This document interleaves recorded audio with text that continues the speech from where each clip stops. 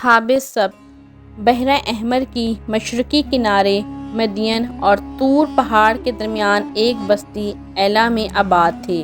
یہ بستی اسی مقام پر واقع تھی جہاں آج کل اسرائیل کی بندرگاہ ایلات ہے۔ اس کے علاوہ اردن کی مشہور بندرگاہ عقبہ بھی واقع تھی، اور یہ بنی اسرائیل کے زمانۂ عروج میں بہت بڑا تجارتی مرکز تھا۔ بنی اسرائیل حضرت یعقوب علیہ السلام کی اولاد ہیں، اور یہود بھی بنی اسرائیل میں سے تھے۔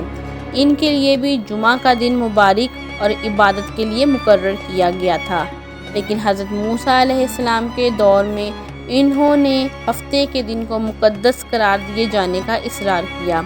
حضرت موسیٰ علیہ السلام نے ان کو بہت سمجھایا کہ وہ اپنے غلط اصرار سے باز آ جائیں، لیکن جب ان کا اصرار حد سے زیادہ بڑھ گیا تو بالآخر ہفتے کا دن خصوصی طور پر ان کی عبادت کے لیے مقرر کر دیا گیا، اور یہ دن آج بھی یہودیوں کے ہاں مقدس مانا جاتا ہے، کیونکہ ہفتے کا دن اللہ تعالیٰ کی عبادت کے لیے مخصوص تھا۔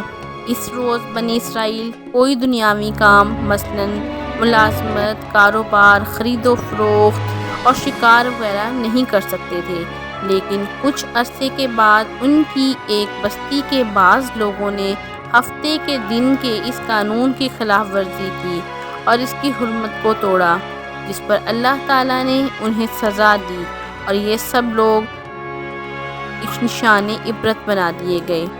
ان میں مچھیروں کی بستی میں رہنے والوں کا گزر اوقات مچھلی کی شکار پر تھا۔ یہ لوگ 6 دن مچھلیاں پکڑتے اور ہفتہ کے دن اللہ تعالیٰ کی عبادت کرتے۔ ان کی بار بار نافرمانیوں کی وجہ سے اللہ نے انہیں آزمایا، چنانچہ ہفتے کے دن مچھلیاں بڑی کثرت سے دریا کے کنارے کے پاس آتیں اور پانی کی سطح پر چھلانگیں لگاتیں اور اچھل کود کرتیں، لیکن باقی 6 دن مچھلیاں ساحل سے دور گہرے پانی میں چلی جاتیں اور وہ انہیں پکڑ نہیں پاتے تھے، کیونکہ اس زمانے میں ایسے جہاز اور آلات وغیرہ ایجاد نہیں ہوئے تھے کہ وہ لوگ گہرے پانی میں جا کر مچھلی کا شکار کر سکتے۔ یہ اللہ کی طرف سے ان کا امتحان تھا کہ وہ اللہ کی فرما برداری کرتے ہیں یا اللہ کی نافرمانی کرنے لگ جاتے ہیں۔ کچھ عرصہ تو وہ برداشت کرتے رہے، پھر انہوں نے ہفتے کے روز ساحل کے کنارے بڑے بڑے گڑھے کھودنے شروع کر دیے اور پھر نالیاں کھود کر ان گڑھوں کو سمندر سے ملا دیا۔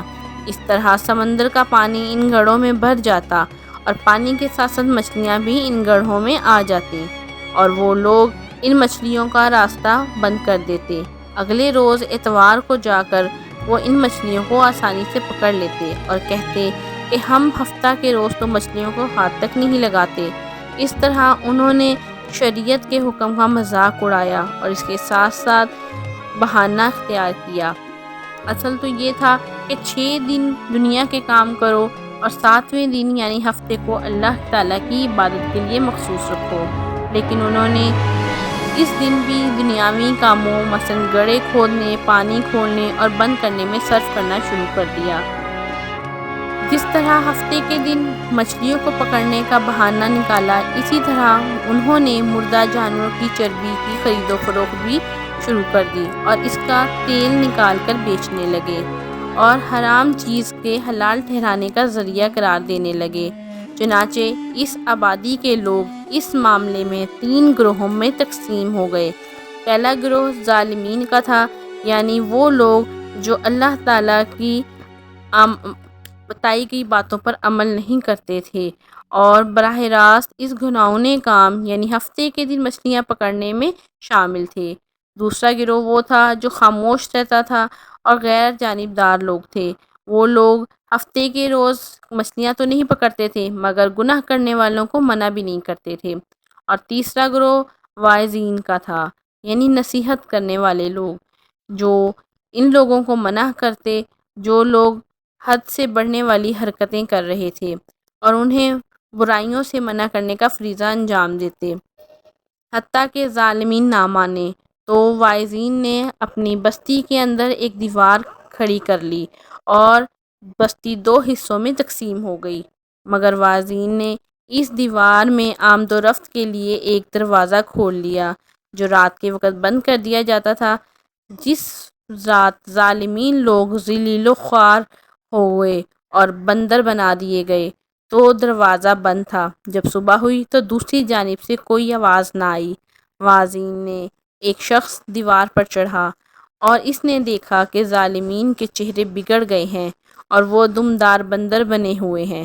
جب کہ واعظین اندر داخل ہوئے تو یہ لوگ اپنے کسی رشتہ دار کو نہیں پہچانتے تھے، مگر وہ بندر اپنے رشتہ داروں کو پہچان کر آتے، ان کے کپڑے سونگھتے، چیخیں مارتے اور روتے، اور یہ واعظین ان سے کہتے کہ کیا ہم نے تمہیں منع نہیں کیا تھا؟ تو وہ جواباً سر ہاں میں ہلاتے۔ لیکن 3 روز کے بعد سب ظالمین اسی ذلت کے ساتھ اللہ تعالیٰ کے عبرتناک عذاب سے ہلاک ہو گئے۔ اللہ تعالیٰ نے واعظین کو بچا لیا، البتہ ساکتین یعنی وہ لوگ جو خود تو نافرمانی سے بچتے تھے لیکن ہیلا کرنے والے اور ظالمین کو منع نہیں کرتے تھے، ان کے بارے میں قرآن حکیم میں خاموشی ہے۔ اور وہ لوگ جنہیں اللہ تعالیٰ نے اس قانون کو توڑنے پر سزا دی اور سب لوگوں کے لیے نشان عبرت بنا دیا، یہ لوگ اصحاب سبت کہلاتے ہیں۔ اصحاب سبت سے مراد وہ لوگ ہیں جنہیں ہفتہ کے دن حرمت کو پامال کرنے والے لوگ کہتے ہیں۔